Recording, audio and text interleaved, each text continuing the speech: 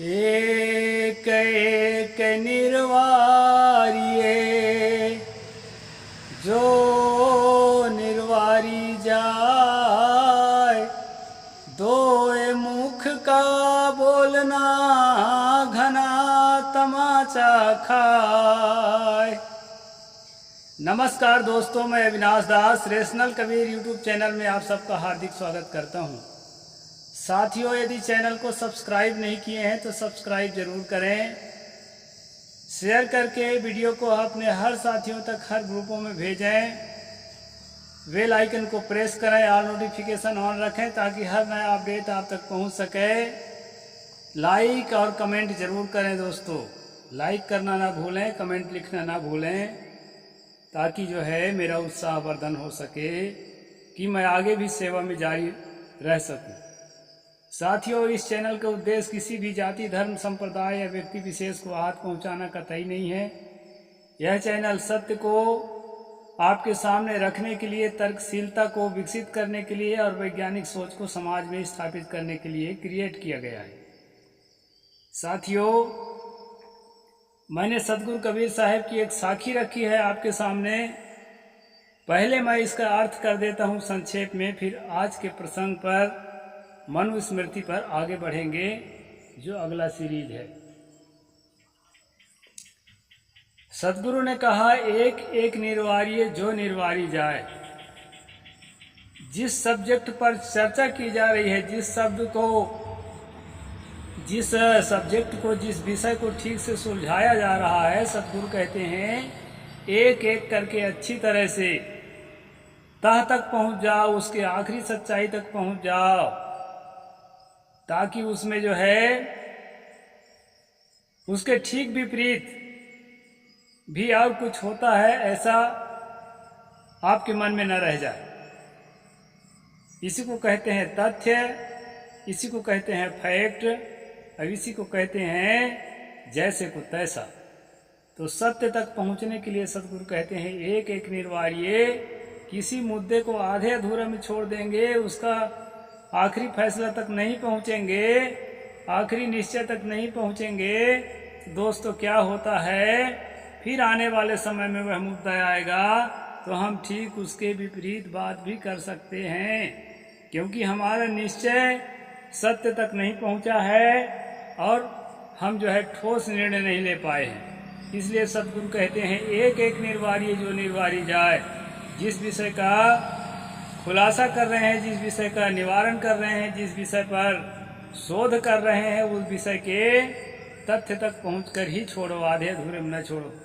सतगुरु कहते हैं नहीं तो क्या होता है, नहीं तो दोस्तों दो मुख का बोलना घना तमाचा खाए। दो मुखी बात करोगे और घना तमाचा खाओगे, यानी कि आखिरी सच्चाई तक अगर नहीं पहुंचे तो दो मुखी बातें करोगे और घना तमाचा खाओगे, यानी धक्का खाओगे, यानी अपमानित होना पड़ेगा। जैसे तुलसी दुबे अपने साहित्यों के कारण अपमानित हो रहे हैं गली गली।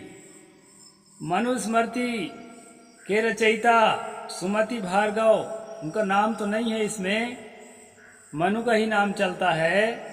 बेचारा मनु लिखा था कि नहीं, ऐसा कहा था कि नहीं, लेकिन रोज धक्का खा रहा है। साथियों, मनुस्मृति पर जगह जगह डिबेट चलते हैं, शास्त्रार्थ चलते हैं, और जो है इसके पक्षधर और इसके विपक्षधर दोनों को इसमें मसाला मिलता है। उसका कारण मैं बता देता हूं। ये ऐसी किताब है कि इसमें दो तरह की बातें लिखी है।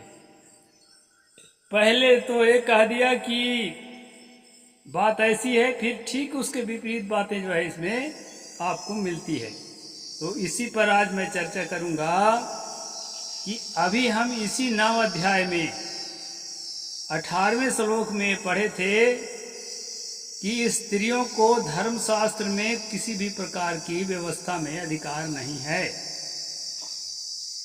और जो है जातक कर्म आदि क्रियाओं में मंत्रों से स्त्री का जो है संस्कार नहीं करना चाहिए, क्योंकि मंत्रों में स्त्री का कोई अधिकार नहीं है, ज्ञान में स्त्री का कोई अधिकार नहीं है, उसको पढ़ने लिखने में कोई अधिकार नहीं है, उसकी स्थिति असत्य में है, अर्थात झूठ में है। यानी प्रत्येक स्त्री को मनु ने असत्य कहा है। उसके आंख में स्त्री दिख ही नहीं रही, कुछ है ही नहीं, वो असत्य है। इस तरह से जो दोस्तों इसमें बात कही गई है। अब आगे देखते हैं कि उसका अस्तित्व नहीं है, लेकिन उसका अस्तित्व कैसे साबित करने में मनु जी फिर से लग गए हैं, दोबारा जुट गए हैं। अब अभी ठीक इसके विपरीत, अभी तो स्त्री में कितनी खराबियां हैं वो सारी चीज़ें हमने पढ़ी है, लेकिन अब कुछ अच्छाइयाँ भी बताने की कोशिश यहाँ पर मनु जी करेंगे और उसको हम आगे देखेंगे। कल का जो प्रसंग था दोस्तों, बीच का प्रसंग था। मैं दो तरह की बात जो बता रहा हूँ मनु के बारे में, उसके बीच वाला प्रसंग था कि नीच से नीच जाति के, अंत्यज जाति के, शूद्र जाति के, ओबीसी जाति के, एससी जाति की, कोई भी जाति की औरत अगर ब्राह्मण से संबंधित बनती है, अपना शरीर संबंध कराती है, तो वो पवित्र हो जाती है। दोस्तों आप लोगों ने पढ़ा होगा शुद्धिकरण की क्रिया। ओबीसीयों के घर में, एससी एसटियों के घर में जब कोई नई बहू विवाह करके लाया जाता था तो वो डोली सबसे पहले ब्राह्मण के घर लाया, ब्राह्मण अपने घर ले जाता था और 3 रात्रि तक उसके साथ संभोग करने के बाद फिर उसके जो जिसके साथ विवाह हुआ है उसको दे दिया जाता था। इसको कहते हैं शुद्धिकरण की क्रिया। और ये शुद्धिकरण की क्रिया जो है अंग्रेज सरकार ने कानून बना करके रोका था, ऐसी जानकारी है। तो साथियों ये शुद्धिकरण की उत्पत्ति किताबों में तो नहीं बताई गई है, लेकिन इसकी उत्पत्ति मुझे लगता है इसी श्लोक को आधार बना करके इसकी उत्पत्ति तुर्तों ने की होगी, क्योंकि इसमें बताया गया है कि नीच योनि में उत्पन्न होने वाली अक्षमाला और सारंगी वशिष्ठ और मंदपाल के साथ विवाह होने से परम पूज्य हो गई। यानी कि इसमें बताया है कि अक्षमाला नाम की जो एससी समुदाय के महिला जो है, जो दलित समुदाय की महिला है, वो वशिष्ठ से संबंध जोड़ करके पवित्र हो गई। और जो है सारंगी नाम की महिला जो है मंदपाल नाम के किसी ब्राह्मण से संबंध जोड़ करके पवित्र हो गई। तो इनसे संबंध जोड़ने से पवित्र हुआ जाता है, ऐसी धारणा इस श्लोक के माध्यम से, 23 नंबर श्लोक के माध्यम से लोगों के दिलो दिमाग में बनी। और इसी को आधार बना करके मुझे ऐसा लगता है कि शुद्धिकरण की प्रथा जो है, कुप्रथा चालू की गई होगी। अब आगे चलते हैं दोस्तों आज के प्रसंग में कि आज क्या कह रहे हैं मनु। प्रजनार्थम महाभागाः पूर्जाः ग्रहदीप्तयः स्त्रियः श्रियंश्च गेहेषु न विशेषोऽस्ति कश्चन। ये 26 नंबर श्लोक में हम आज पहुंचे हैं। स्त्रियां संतान उत्पन्न करने के कारण उपकार करने वाली पूजनीय और गृह की शोभा रूप है। मैंने बताया था ना दोस्तों, पलटी मारेगा मनु। कल तक तो कह रहे थे कि स्त्रियां जो है ये खराबी है, मदिरा पीना, दुष्टों का संगति करना, पति के छोड़ करके इधर उधर घूमना और जो है असमय में सोना, ये सारी जो बुराइयां हैं ये स्त्रियों के स्वाभाविक बुराइयां हैं। स्त्री में बुराई के अलावा भलाई हो ही नहीं सकता, क्योंकि आग का स्वाभाविक स्वभाव होता है गर्म होना। इसी तरह से इन बुराइयों को, स्त्रियों का स्वाभाविक बुराई मनु जो है कल तक बता रहे थे, लेकिन आज थोड़ा सा पलटी मारे हैं दोस्तों और आज कह रहे हैं कि स्त्रियां संतान उत्पन्न करने के कारण उपकार करने वाली पूजनीय और गृह की शोभा है। ये श्लोक नंबर 26। गृह में लक्ष्मी और स्त्रियों में कोई विशेषता नहीं है। मतलब जो है स्त्रियों में इसके अलावा और कोई विशेषता नहीं है कह रहे हैं। अभी फिर और विशेषता कुछ बताएंगे भी नहीं है कहने के बाद। वो कहा ना, दो मुख का बोलना घना तमाचा खाए वाला काम है इसमें। उत्पादनमापत्यस्य जातस्य परिपालनम प्रत्यहम लोक यात्रायाः प्रत्यक्षम स्त्री निबंधनम। संतान उत्पन्न करना, उत्पन्न हुए का पालन, नित्य ग्रह का कार्य करना, इन सभी वस्तुओं में प्रत्यक्ष का कारण स्त्रियां ही है। यहाँ पर स्त्रियों का गुणगान किया है दोस्तों, और यही सही बात है। मैं बताया था डिबेट चलते हैं, शास्त्रार्थ चलते हैं, तो अपने अपने पक्ष के श्लोकों को लोग याद करके आ लेते हैं नंबर सहित, और जो है अपना पक्ष रखते हैं कि देखो मनुस्मृति खराब नहीं है, मनुस्मृति तो बहुत बढ़िया है। और जो दूसरा वाला होता है वो कहता है देखो मनुस्मृति में बढ़िया कोई चीज़ है ये नहीं। तो इस किताब में दोस्तों दो तरह की बातें हैं। कहीं कहीं पर वैसे तो सबसे ज़्यादा तो ब्राह्मण को ही राहत दी गई है, लेकिन स्त्री और शूद्र को भी कहीं थोड़ी सी राहत दी गई है। यहाँ पर राहत वाली ही बात है। संतान उत्पन्न करना, उत्पन्न हुए का पालन करना, नित्य गृह का कार्य करना, इन सभी वस्तुओं का प्रत्यक्ष कारण स्त्रियां ही है। लेकिन साथियों ये जो है स्त्रियों को बांधने वाला भी श्लोक है दूसरी दिशा में सोचेंगे तो, क्योंकि उनको जो है एक विशेष बाउंडेशन के अंदर की चीज बताई जा रही है।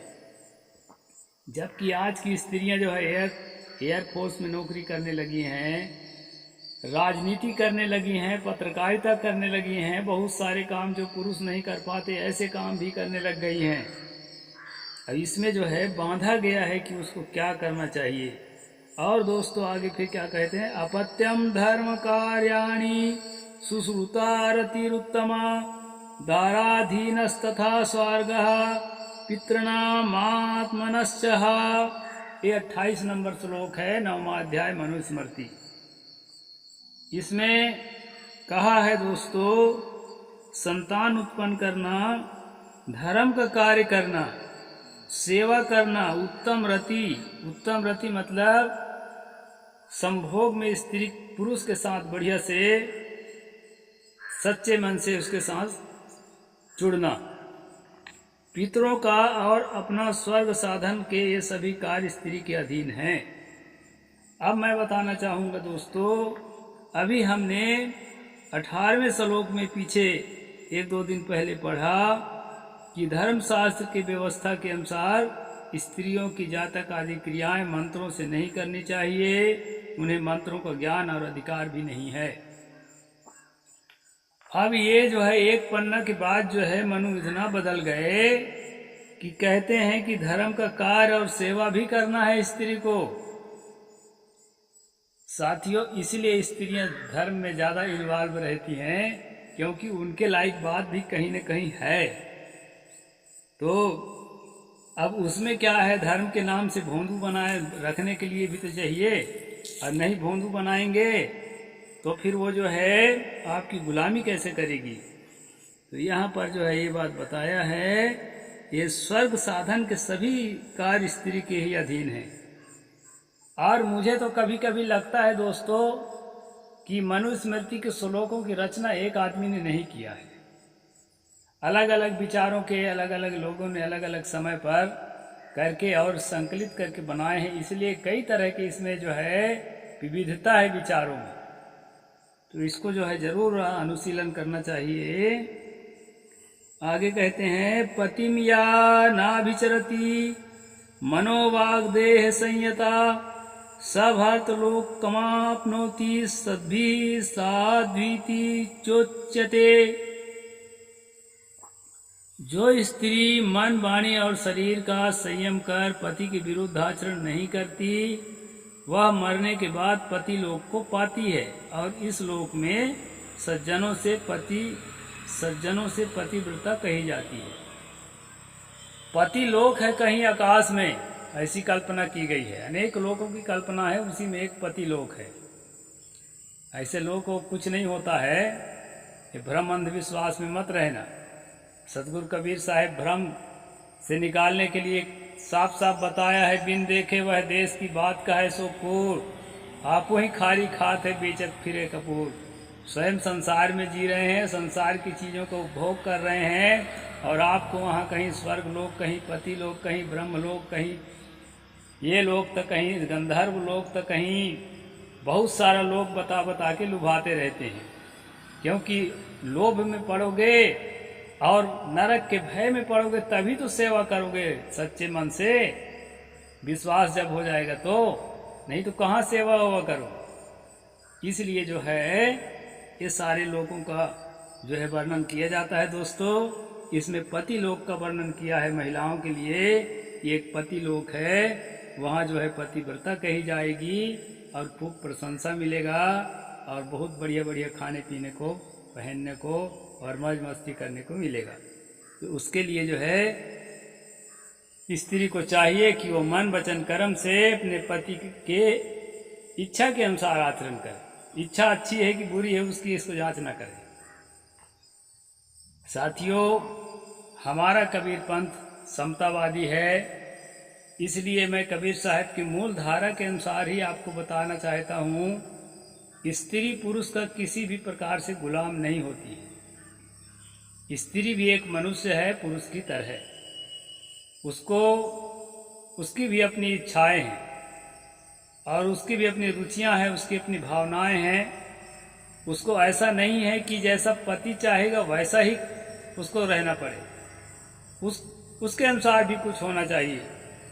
अपनी कहे मेरी सुने सुन में लेकर हो सतगुरु का मार्ग है। तो मैं मनु की बात कहता हूँ, इसका अर्थ ये मत समझ लेना कि मैं आपको संदेश दे रहा हूँ कि स्त्रियों को अपने वशीकरण करके रखो। वशीकरण कोई किसी को न करे, प्रेम के वशीभूत एक दूसरे के हमको रहना चाहिए। तो यहाँ पर जो है इस तरह पति लोक का जो है वर्णन किया है दोस्तों, और बताया है कि व्यभिचारात् तु भर्तृ स्त्री लोके प्राप्नोति निंदिताम श्रृंगाल योनि चाप्नोति पाप रोगश्च पीड्यते। स्वामी के विरुद्ध आचरण करने वाली स्त्री इस लोक में निंदित होती है और मरने के बाद सियार योनि में उत्पन्न होकर अनेक प्रकार के रोगों को भोगती है। अगले जन्म का, पिछले जन्म का जब तक हम डर नहीं दिखाएंगे तब तक किसी को गुलाम बनाना मुश्किल जाता है। क्योंकि ये जो जन्म है ना, अभी तो प्रत्यक्ष देख ही रहे हैं क्या हो रहा है क्या नहीं हो रहा है। और इसमें अगर कोई मुसीबत आती है तो उसको निपटने के लिए उपाय भी खोज लेते हैं। इसलिए अगले जन्म का डर दिखाना जरूरी रहता है, गुलामी कराना है तो यहाँ पर अगले जन्म का डर दिखाया गया है दोस्तों कि स्त्री अगर अपने पति के इच्छा के विरुद्ध कुछ भी सोचती, करती या बोलती है तो वो निंदित होती है। और निंदित तो होती है। और निंदित क्यों होती है? निंदित इसलिए होती है दोस्तों कि हर आदमी के दिलो दिमाग में यह बात राज कर रही है कि स्त्री को अपने पति के अनुसार, अपने पति परमेश्वर की इच्छा के अनुसार जीवन जीना चाहिए। अपने इच्छा से कुछ भी नहीं करना चाहिए, यही स्त्री का धर्म है। इस तरह से जो है एक ही धर्म एक व्रत नेमा, काय वचन मन पति पति प्रेमा, इसको बार बार गा के सुनाया जाता है ताकि लोगों के दिलो दिमाग में ये बात अच्छी तरह से घर कर जाए कि स्त्री का अपना स्वतंत्र अधिकार कुछ भी नहीं है पति के चरण गुलामी के अलावा। तो इसलिए जो है ना, ये जब भावना बन जाती है, सामूहिक भावना समाज में बन जाती है, तो इस भावना के विपरीत अगर थोड़ा भी कोई सोचती है स्त्री, थोड़ा भी कुछ बोलती है, थोड़ा भी कुछ करती है तो लोग उसकी निंदा करते हैं। ये सहज सी बात है। तो निंदा तो करते हैं, और निंदा जो है अपनी मूर्खता के कारण करते हैं, ना कि स्त्री के गलती के कारण। इस बात को आप समझ लीजिए। तो इस प्रकार से दोस्तों यहाँ पर बताया गया है अगले जन्म पिछले जन्म के डर दिखा करके कि स्त्री अच्छी तरह से गुलामी करे और जो है अपने उन्नति के लिए, अपने व्यक्तिगत महत्वाकांक्षा के लिए वो कुछ ना करे। इस प्रकार से जो है फाउंडेशन यहाँ तैयार किया गया है। तो आज का प्रसंग मैं यहीं तक ले जाऊंगा दोस्तों। खास बात है, हम सतगुरु कबीर साहब के अनुयायी हैं। हम किसी के अच्छाई बुराई को पढ़ते जरूर हैं लेकिन उसके अच्छाई को ही अपने जीवन के लिए चयन करें और बुराई को वहीं छोड़ दें, उसी किताब में छोड़ दें। दोस्तों, नारी पुरुष का भेद न रखते हुए सब कोई प्रेम का पात्र है, सब चेतना है, अंदर से सबको सुख दुख का अनुभव होता है। इसलिए महिलाओं को बराबर जो है प्रेम और बराबर जो है समानता और बराबर जो है हर चीज़ों में उसको भी सोचने, बोलने और करने का हक होना चाहिए। शास्त्र के पिछलग्गू बन करके हम लोगों को अंधभक्त नहीं बनना चाहिए। इसी उद्देश्य से ये तर्कशीलता और वैज्ञानिक सोच वाला चैनल आप सबके लिए क्रिएट किया गया है।